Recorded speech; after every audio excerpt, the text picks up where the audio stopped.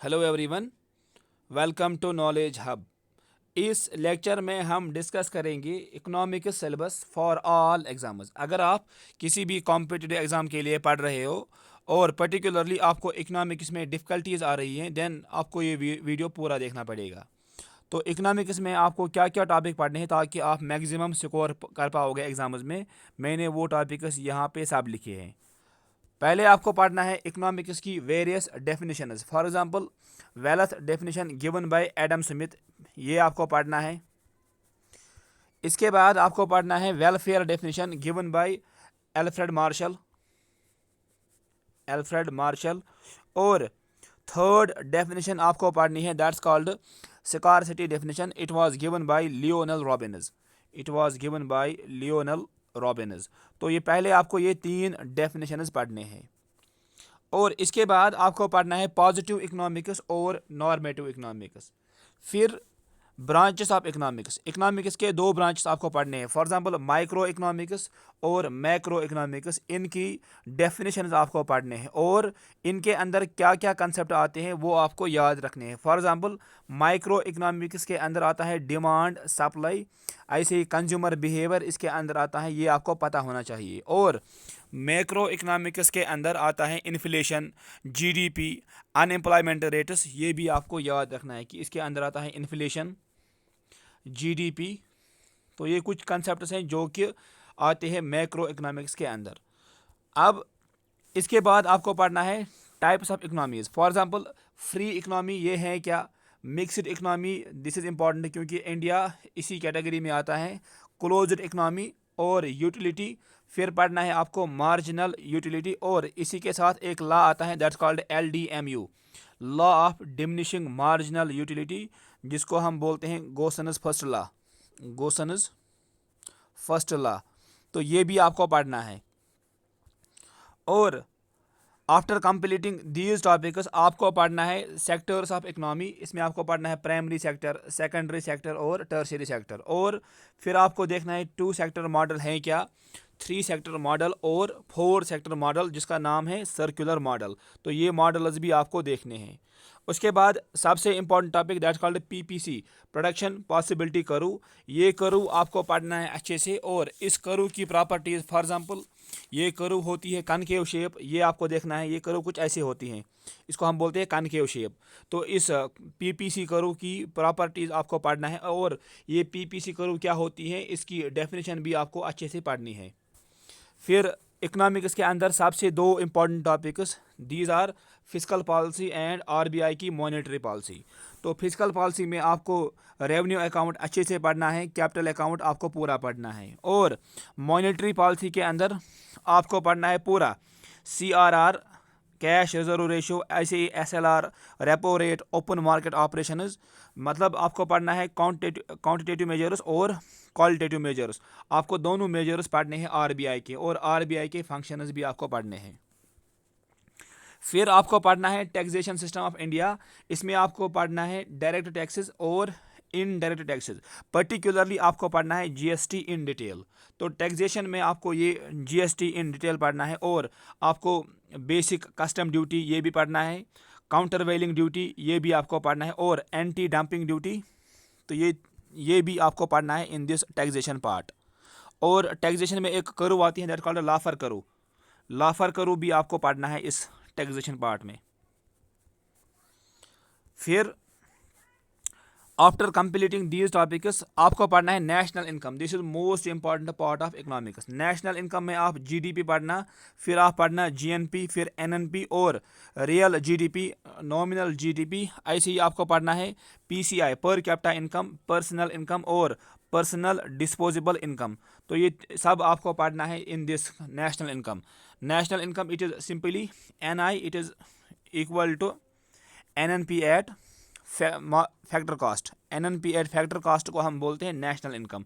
तो ये आपको अच्छे से पढ़ना है इन दिस नेशनल इनकम में।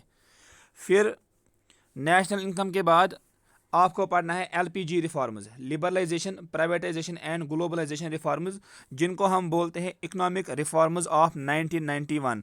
ये आपको अच्छे से पढ़ना है क्योंकि LPG रिफॉर्म्स में यूजुअली क्वेश्चन एग्जाम में आता है। और आपको इसमें पढ़ना है कि what is this devaluation of money, क्योंकि इकोनॉमिक क्राइसिस जब आए थे फिर इंडियन रुपी को डिवेल्युएट किया गया था, इसीलिए आपको ये भी पढ़ना है कि ये डिवेल्युएशन क्या होती है।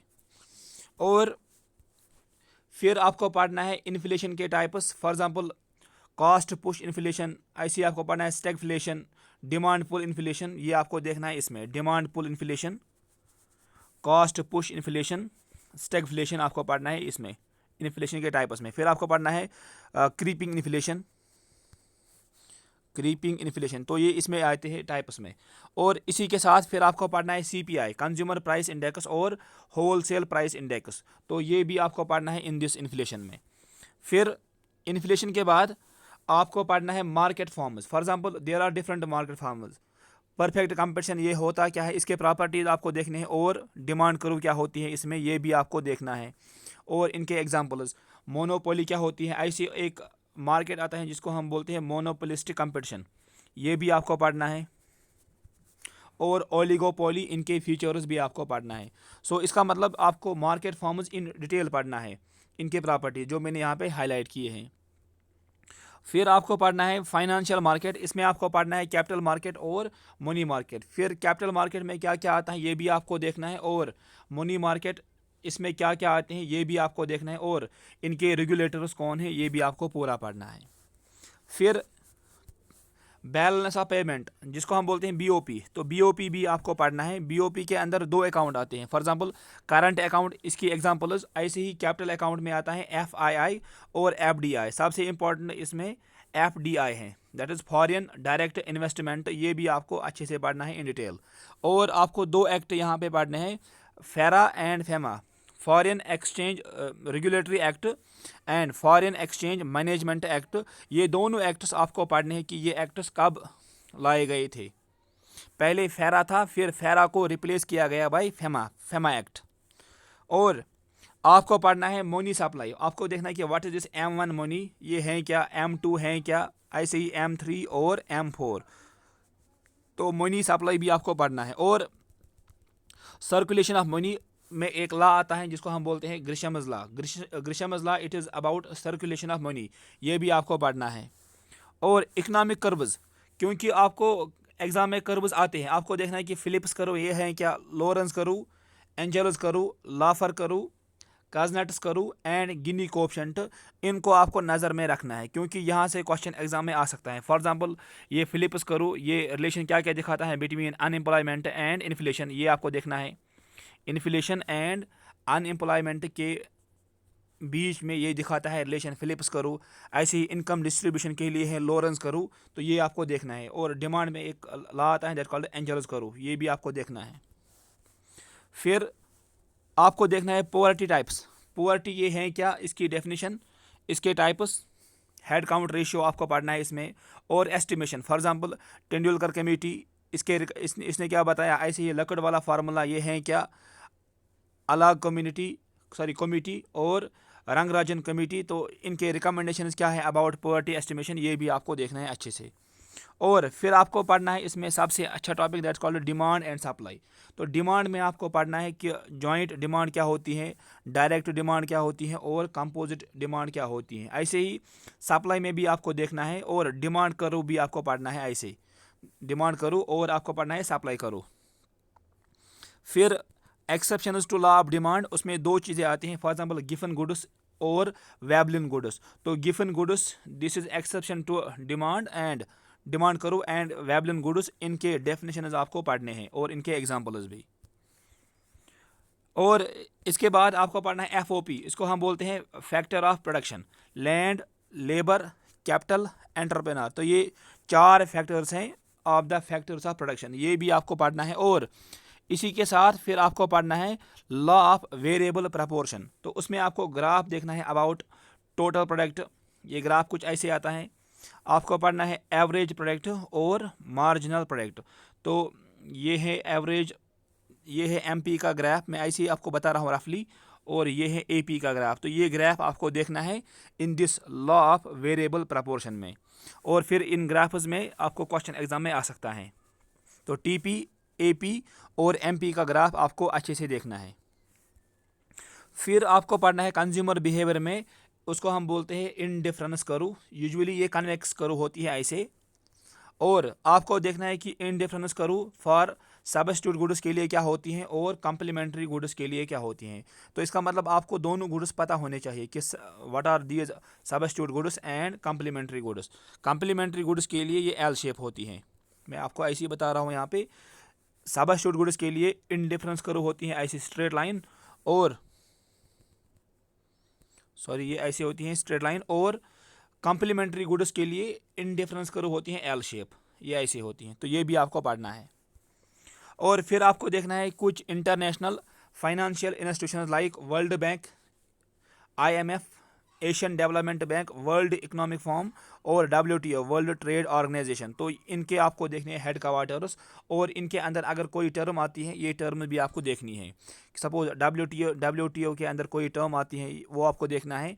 ऐसे ही IMF के अंदर कोई टर्म आती है ये भी आपको देखना है, और इनके हेड क्वार्टर्स आपको याद रखने हैं। फिर आपको 5 ईयर प्लान, इसको आपको ओवरव्यू देना है, ऐसे ही आपको इसको रफली नज़र मारना है। और इसी में आपको फिर पढ़ना है दैट कॉल्ड नीति आयोग। तो ये भी आप देखना है कि ये नीति आयोग कब बना है और इनके फंक्शंस क्या हैं, और इसकी फुल फॉर्म भी आपको देखना है। फिर सस्टेनेबल डेवलपमेंट गोल्स 17 गोल्स आपको याद रखने हैं, और millennium development goals these are 8 in number, वो भी आपको देखना है। सस्टेनेबल डेवलपमेंट गोल्स भी आपको पढ़ने हैं इकोनॉमिक्स में। और कुछ important revolution, for example white revolution, इसका फादर कौन है, ग्रीन रेवोल्यूशन, इसका फादर, ऐसे गोल्डन रेवोल्यूशन, ये हैं क्या, इनकी डेफिनेशंस आपको पढ़ना है अच्छे से। और सबसे इंपॉर्टेंट इकोनॉमिक्स में होता है करंट अफेयर्स। तो करंट अफेयर्स में आपको पढ़ना है बजट। फॉर एग्जांपल 2024 और 2025 इसकी बजट है क्या, बजट को आप इकोनॉमिक सर्वे आपको पढ़ना है। और रैंक्स एंड इंडिसेस में पढ़ना है आपको। ग्लोबल हंगर इंडेक्स में इंडिया की रैंक क्या है, फॉर एग्जांपल इंडिया की रैंक 2023 में है, 2023 इट इज़ 111। तो इंडिया की रैंक ये है। ऐसे ही HDI में आपको इंडिया की रैंक देखनी है। ग्लोबल जेंडर गैप इंडेक्स में आपको इंडिया की रैंक्स पढ़नी है। ग्लोबल हैप्पीनेस इंडेक्स, तो कुछ रैंक्स आपको पढ़ने हैं क्योंकि रैंक्स भी पेपर में आते हैं। और अगर कोई स्कीम लॉन्च की है गवर्नमेंट ऑफ इंडिया ने, तो वो स्कीम भी आपको पढ़ना है। और अगर सपोज RBI ने कोई स्कीम लॉन्च की है, ऐसे ही कोई ऐप या स्कीम लॉन्च की, SBI ने कोई स्कीम या कोई ऐप लॉन्च की, वो भी आपको देखना है इन द करंट अफेयर्स। तो ये कुछ टॉपिक्स हैं जो आपको इकोनॉमिक्स में पढ़ने हैं। अगर आपको ये वीडियो पसंद आया है then please subscribe my channel, और अगर आप चाहते हो कि मैं आपको ये टॉपिक्स पढ़ाऊँ then tell me in the comment box. Thank you for watching.